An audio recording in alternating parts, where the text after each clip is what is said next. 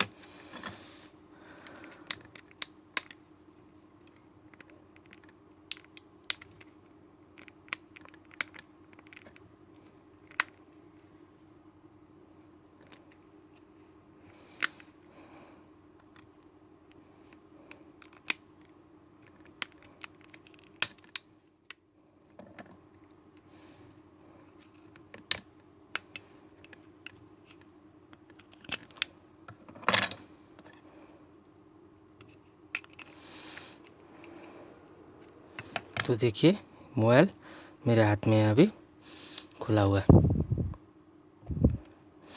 तो ये कैसा है इसकी सर्किट, मैं पहले आपको एक कॉपी में ड्रॉ करके दिखाता हूँ किस तरीके से ये काम करता है।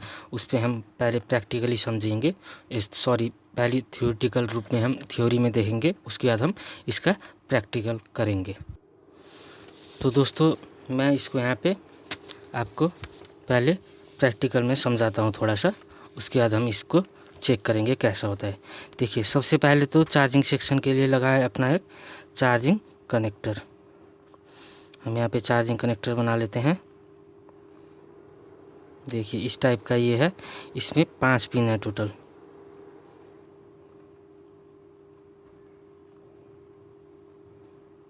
देखिए, 5 पिन का ये अपना चार्जिंग कनेक्टर है।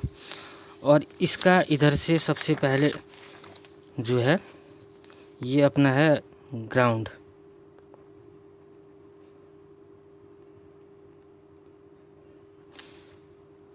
और जो ये अपना होता है, ये होता है अपना प्लस।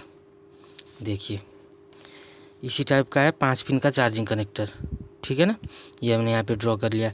सबसे इधर का जो होता है अपना ग्राउंड होता है।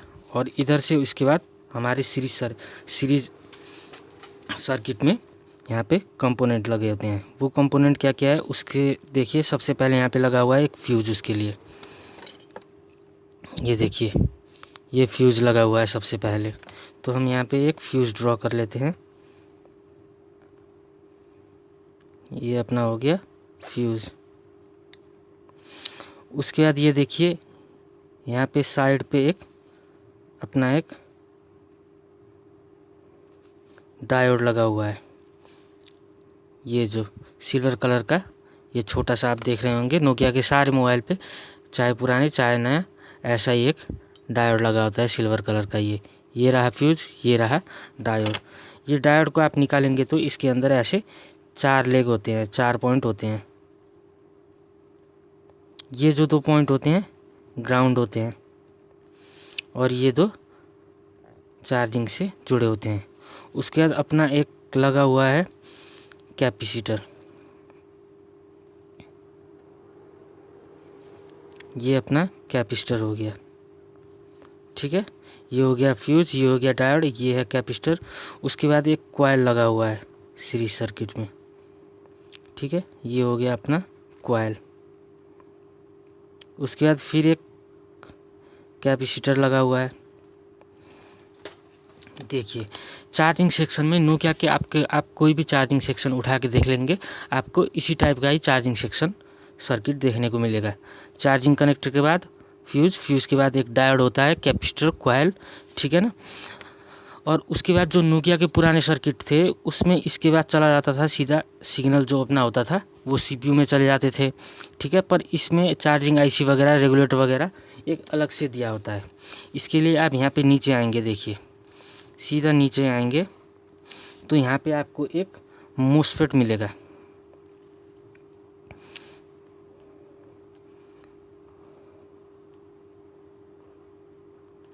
ऐसे एक मोसफेट लगा रहता है, इसके 3 पिन होते हैं, ठीक है। ये होता है इसका गेट GAT, ये होता है अपना सोर्स और ये अपना होता है ड्रेन, ठीक है दोस्तों। तो जो अपना सीधा सिग्नल आता है उसके बाद अपनी आती है यहाँ पे गेट पे आते हैं ये जो सिग्नल है, ठीक है। और ड्रेन से फिर आउटपुट होता है और ड्रेन से जो आउटपुट होता है वो अपना फिर से एक रेजिस्टेंस लगा होता है 22 ओम का, ठीक है। 22 ओम का एक रेजिस्टेंस लगा होता है। उसके बाद जाके बैटरी कनेक्टर, ये हो गया अपना बैटरी कनेक्टर, ठीक है। बैटरी कनेक्टर का अपना ये हो गया प्लस, ये हो गया माइनस, ये हो गया BSI। तो ये बैटरी कनेक्टर से इस तरह जुड़ा होता है। और जो सोर्स होता है, सोर्स पे एक सिग्नल आती हैं, वो आती हैं सीधा CPU से। ये अपना हो गया CPU। तो देखिए ये मेन सर्किट है अपना इस टाइप का। तो देखिए अपना ऐसा सर्किट है ये पूरा चार्जिंग के। अभी जो नए टाइप के मोबाइल आए हैं इस टाइप का सर्किट होता है। सबसे पहले अपना हो गया चार्जिंग कनेक्टर। अब चार्जिंग कनेक्टर 5 पिन का ही हो ये ज़रूरी नहीं है। नोकिया के बहुत सारे मोबाइल में 2 पिन के पतली पिन वाली चार्जिंग कनेक्टर आती हैं जिसके 2 पॉइंट होते हैं, सीधा 1 पॉइंट प्लस और 1 पॉइंट माइनस। इसके ये बीच के जो हैं ये सॉफ्टवेयर वगैरह के लिए हैं, ये हम अगले किसी वीडियो में जानेंगे इस पिनों के बारे में। अभी फ़िलहाल हम बस यहाँ पर चार्जिंग की बात करेंगे। तो इधर से सबसे पहला वाला जो पिन होता है वो होता है अपना ग्राउंड। उसके बाद ये बीच के हम छोड़ देते हैं, अभी इसके बारे में हम बाद में बात करेंगे किसी दूसरे वीडियो में दूसरे टॉपिक में। उसके बाद ये होता है अपना प्लस पॉइंट, ठीक है। हम इसको 1 नंबर मान लेते हैं, ये हो गया प्लस, ये हो गया 5 नंबर, ये हो गया माइनस ग्राउंड, ठीक है। उसके बाद सीधा आता है फ्यूज़ पे। फ्यूज़ के बाद एक डायोड होता है जो कि अपना, अब पहले इसका काम समझ लेते हैं। यहाँ से हम जैसे ही चार्जर लगाते हैं, यहाँ पे जब हम जैसे ही चार्जर लगाते हैं तो चार्जर से 5 से 7 वोल्टेज आउटपुट होते हैं, ठीक है। 5 से 7 वोल्ट जो अपना चार्जिंग कनेक्टर है ये आउटपुट करता है, वो सीधा आता है अपना फ्यूज़ पे। फ्यूज़ पे आने के बाद फ्यूज़ का काम क्या होता है, अगर 5.7 वोल्टेज से ज़्यादा अगर कभी वोल्टेज आ गया, अपना चार्जर ख़राब हो गया, कुछ हो गया, उसकी वजह से 5.7 वोल्ट से अगर ज़्यादा वोल्टेज आता है तो अपना ये फ्यूज़ खुद उड़ जाता है और आगे यहाँ से सप्लाई ब्रेक कर देता है, आगे सप्लाई आने नहीं देता और अपना मोबाइल जलने से फटने से बच जाता है। ये फ्यूज़ खुद उड़ जाता है और आगे की सर्किट को बचाता है, आईसी वगैरह को हानि होने नहीं देता। उसके बाद अपना आता है ये एक जेनर डायोड। जेनर डायोड का काम ये है कि अनवांटेड सिग्नल, जो अनवांटेड फ्रिक्वेंसी आते हैं चार्जर से, ख़राब सिग्नल जो आते हैं उसको वो लेके ग्राउंड कर देता है। उसके बाद ये भी एक फिर कैपेसिटर लगा हुआ है, ये कैपेसिटर का भी सेम यही काम है, अनवांटेड फ्रिक्वेंसी जो भी आती हैं, अनवांटेड वोल्टेज जो भी आता है उसको ग्राउंड कर देता है। उसके बाद कॉइल ये सीरीज सर्किट पे लगी हुई है, ठीक है, ये वोल्टेज पास कर देती है। उसके बाद फिर एक कैपेसिटर, उसके बाद सीधा ये मोसफेट, ठीक है। अब यहाँ पे चार्जर लगाने के बाद यहाँ से 5 से 7 वोल्टेज इन होते हैं। उसके बाद यहाँ तक 5.7 हमको लगभग 5 वोल्ट यहाँ पे ये मोसफेट के गेट वाला जो पिन है, ये जो अपना ये है मोसफेट, इसका ये वाला जो दिखाई दे रहा है, ये इस पे ये जो गेट वाला पिन है इस पे अपना 5 वोल्टेज मिलता है, ठीक है। और उसके बाद CPU एक सिग्नल भेजता है ये मोसफेट को ऑन होने के लिए, स्विचिंग करने के लिए, ठीक है। ये सिग्नल जैसे ही हम चार्ज लगाते हैं सीपीयू भी एक सिग्नल भेजता है, इधर से भी 5.7 वोल्टेज, लगभग 5 वोल्टेज के करीब मोसफेट के गेट में मिलते हैं, सीपीयू से भी एक सिग्नल आता है और ये आई थिंक ये दोनों सिग्नल मिलके इसको स्विचिंग करके ड्रेन गेट से सिग्नल को आउटपुट करते हैं, जो कि करीब 4 वोल्टेज के करीब होता है। ज़्यादातर 4 से 4.2 वोल्टेज के आसपास, इधर 5.7 तक वोल्टेज आ सकते हैं। और ये दोनों आईसी स्विचिंग करके यहाँ से ओनली 4.2 जो अपनी बैटरी को चाहिए होता है, 4.2 वोल्टेज पे अपना बैटरी फुल चार्ज होता है, इससे ज़्यादा वोल्टेज वो नहीं, सिर्फ 4.2 वोल्टेज यहाँ से आउटपुट होते हैं। ठीक है। उसके बाद एक होता है 22 ओम का रेजिस्टेंस, और ये 22 ओम का रेजिस्टेंस के थ्रू अपना बैटरी कनेक्टर के प्लस पॉइंट में आता है और अपना मोबाइल चार्ज होने लगता है। तो अगर हमारा चार्जिंग में प्रॉब्लम आती है, सबसे पहले अपने को क्या करना है, चार्जर लगा के यहाँ पे वोल्टेज चेक करना है 5.7 वोल्टेज आ रहे हैं या नहीं। या फिर आप कोल्ड टेस्टिंग भी कर सकते हो। कोल्ड टेस्टिंग, हॉट टेस्टिंग मैं दोनों अभी यहाँ पे करके दिखाऊंगा। सीधा यहाँ पे पहले बता देता हूँ। यहाँ पे अपने को वोल्टेज चेक करना है, यहाँ पे नहीं मिल रहे फ्यूज़ पे, उसके बाद कॉइल पे, उसके बाद इस मोसफेट पे चेक करना है, और ये 22 ओम के रेजिस्टेंस में और बैटरी कनेक्टर पे। अगर इन सिग्नल, इस लाइन में कहीं पे भी कोई सिग्नल सर्किट ओपन हो गया, ये फ्यूज़ ओपन हो गया, सपोज़ कॉइल ओपन हो गया, ये सब अगर हो गया तो अपना चार्ज नहीं होगा। या तो फिर ये कैपेसिटर शॉर्ट हो गया, ये डायोड शॉर्ट हो गया, तो ऐसे कंडीशन में क्या होगा कि जैसे ही हम चार्जर लगाएंगे, चार्जर लगाते ही तो जो चार्जर का पे जो बत्ती होता है, लाइट होता है, वो बंद हो जाती है। ठीक है, नहीं आती। तो अब हम यहाँ पे एक बार सीधा सीधा चेक करके देख लेते हैं। ठीक है। सबसे पहले हम कोल्ड टेस्टिंग ही करेंगे। तो कोल्ड टेस्टिंग करने के लिए मैं आपको बता दूं, मल्टीमीटर लेंगे, मल्टीमीटर को बीप रेंज में रखेंगे। ठीक है। बीप रेंज में रखने के बाद अपने को क्या करना है,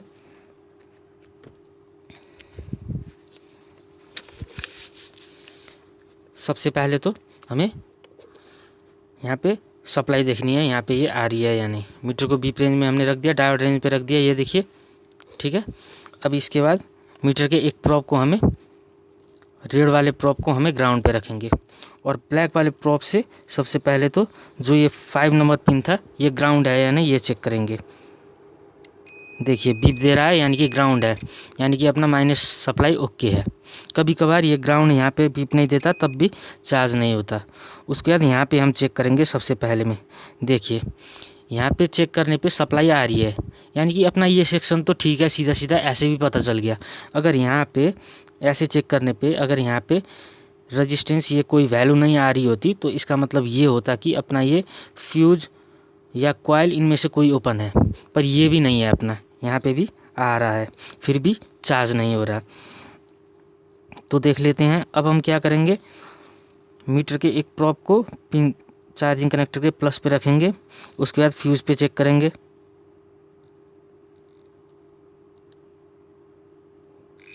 देखिए बीप दे रहा है।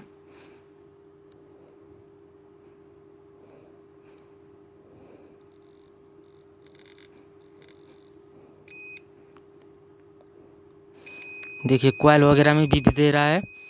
ठीक है ना। तो यानी कि अपनी ये सर्किट तो ठीक है। तो उसके बाद अब यहाँ पे चेक करेंगे हम। उससे पहले हम एक बार हॉट टेस्टिंग कर लेते हैं। हॉट टेस्टिंग करने के लिए फिर से अपने को क्या करना है, हॉट टेस्टिंग करने के लिए सबसे पहले तो मीटर को अपने को 20 वोल्ट पे सिलेक्ट करना है। उसके बाद हम लगाएंगे यहाँ पे चार्जर। ठीक है ना। चार्जर लगाने के बाद हम यहाँ पे चार्जिंग कनेक्टर के इस पॉइंट पे जो प्लस पॉइंट है, इस पे वोल्टेज चेक करते हैं। देखिए वोल्टेज मिल रहे हैं या नहीं। देखिए वोल्टेज आ रहे हैं, 4.9 लगभग 5 वोल्टेज अपना प्लस पे आ रहा है। तो उसके बाद फ्यूज़ पे चेक करेंगे।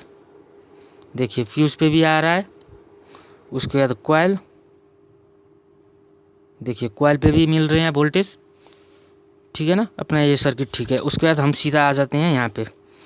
अब ये हम ये जो अपना मोसफेट था, ठीक है ना, मोसफेट पे चेक कर लेते हैं। देखिए यहाँ तक भी आ रही है वोल्टेज, मोसफेट से पहले एक रेजिस्टेंस लगा हुआ है यहाँ पे, ये रेजिस्टेंस, ये मोसफेट के गेट सिग्नल में आने से पहले बीच में एक रेजिस्टेंस भी लगा हुआ है, ठीक है ना, एक रेजिस्टेंस। तो यहाँ तक भी सप्लाई आ रही है। उसके बाद हम सीधा चेक करेंगे, अब अपनी चेक करने का टाइम है अपना बैटरी कनेक्टर। देखिए बैटरी कनेक्टर में भी वोल्टेज नहीं आ रहे। जो ये 22 ओम का रेजिस्टेंस था उस पर चेक कर लेते हैं। देखिए इस पे भी देखिए 22 ओम का जो रेजिस्टेंस है इस पे भी नहीं आ रहा वोल्टेज। बैटरी कनेक्टर के प्लस पॉइंट पे भी वोल्टेज नहीं आ रहा, पर अपना यहाँ तक ये मोसफेट के गेट तक अपना वोल्टेज आ रहा है, ठीक है ना, यहाँ तक वोल्टेज आ रहे हैं, पर ये यहाँ से वोल्टेज आउटपुट नहीं हो रहा। तो अपना ये मतलब बनता है कि अपना जो ये मोसफेट है ये ख़राब है, हमें ये मोसफेट को चेंज करना पड़ेगा। तो देखिए दोस्तों, हमने सारे चेक कर लिया था, कंपोनेंट चेक कर लिया था, हमने सर्किट ट्रेस कर लिया था। अपने यहाँ तक वोल्टेज आ रहे थे, गेट तक वोल्टेज आ रहे थे इस मोसफेट तक, पर मोसफेट से वोल्टेज आउटपुट नहीं हो रहा था।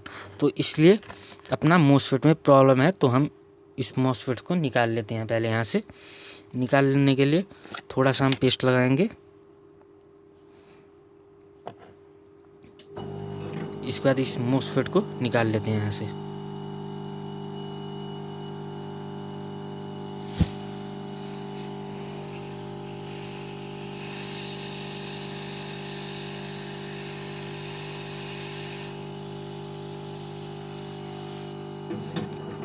देखिए मैंने मोसफेट को यहाँ से तो देखिए ये रहा मोसफेट, हमने ये मोसफेट को निकाल दिया। देखिए जैसे कि मैंने बताया था तीन, देखिए ये मोसफेट के, ये हो गया अपना गेट, ये हो गया अपना सोर्स, ये हो गया अपना ड्रेन, 3 पॉइंट है। तो अब हम क्या करेंगे, मेरे पास एक ऐसा ही दूसरा बोर्ड है, ये अपना जो बोर्ड है, और एक दूसरा अपना मेरे पास एक और बोर्ड है, देखिए सेम यही मॉडल का। तो इसका जो ये मोसफेट है मैं निकाल लेता हूँ।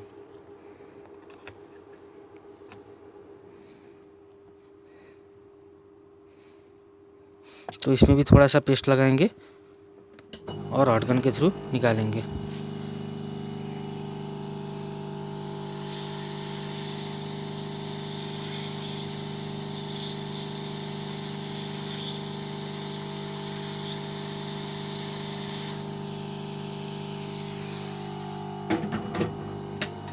तो देखिए दोस्तों, मैंने ये निकाल लिया। अब अपना जो ये है, तो अब हम इस मोसफेट को इस बोर्ड में लगाएंगे। ये जो मेरा बेकार बोर्ड था, अब देखिए इस पे हम ये मोसफेट लगाएंगे।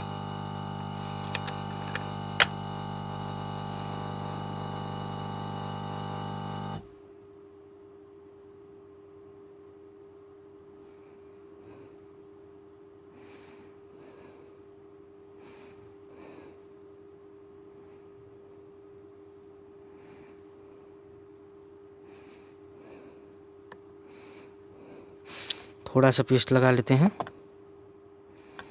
उसका चिमटी से पकड़ के हम इसको लगा लेंगे।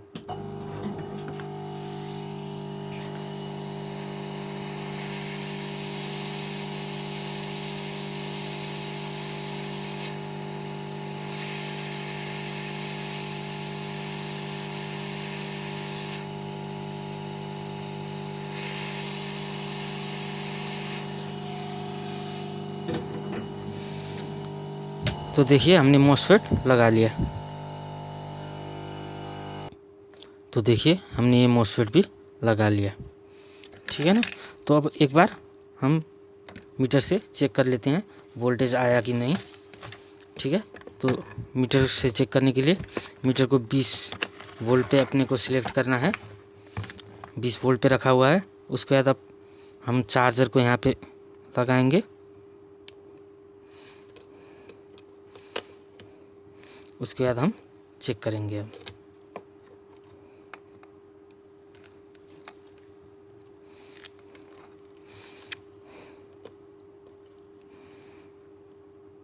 देखिए अपना वोल्टेज मिल रहा है, ठीक है ना।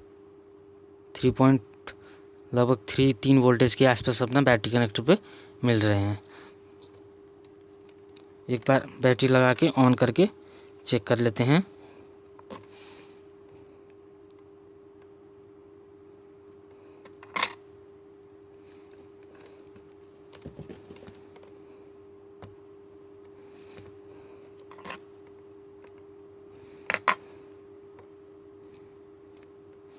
देखिए चार्जिंग, देखिए अगर ऐसा भी कोई भी फॉल्ट आए तो आप सेम ये प्रोसेस फॉलो कर सकते हैं। सबसे पहले अपने को यहाँ पे चेक करना है वोल्टेज आ रहे हैं या नहीं। उसके बाद fuse, coil, capacitor, diode, MOSFET वगैरह, ठीक है ना। अब किसी नोकिया के C1 वगैरह में थोड़ा, अब जैसे कि नोकिया के जो पुराने मॉडल थे, नोकिया 1600 1200, उस पर मॉसफेट यूज़ नहीं होता था। बस इतनी है, कैपेसिटर तक कंपोनेंट होते थे, उसके बाद सीधा CPU होता था। और उसके बाद आए C1 वगैरह आए, उसमें क्या होता था, ये मॉसफेट की जगह एक ट्रांजिस्टर PNB टाइप का ट्रांजिस्टर होता था, ठीक है। अब उसके बाद जो अभी ये नया मॉडल आए हैं उस पर ये मॉसफेट दिया हुआ है। बस बेसिक वही है, बस थोड़ा सा हर एक जब भी मॉडल थोड़े बहुत चेंज होते हैं, लेटेस्ट आते हैं, थोड़ा बहुत चेंज होता है। बाकी जो बेसिक होता है सब अपना सेम वही होता है। तो इसलिए एक बार ये बेसिक को आप अच्छी तरीके से समझ लेंगे तो आप कोई सा भी नोकिया मोबाइल हो उसका चार्जिंग सेक्शन आप रिपेयर कर सकते हैं। तो उम्मीद करता हूँ आपको इस वीडियो से कुछ सीखने को मिला होगा। अगर आपको कुछ सीखने को मिला, अच्छा लगा वीडियो, तो वीडियो को लाइक कीजिए, अपना मोबाइल टेक्नीशियन दोस्तों को शेयर कीजिए और कमेंट करके बताना ना भूलिएगा कि वीडियो कैसी लगी और अगला वीडियो मैं किस टॉपिक के ऊपर बनाऊँ। तो आज के लिए इतना ही, मिलते हैं अगले वीडियो में, तब तक के लिए थैंक यू, बाय।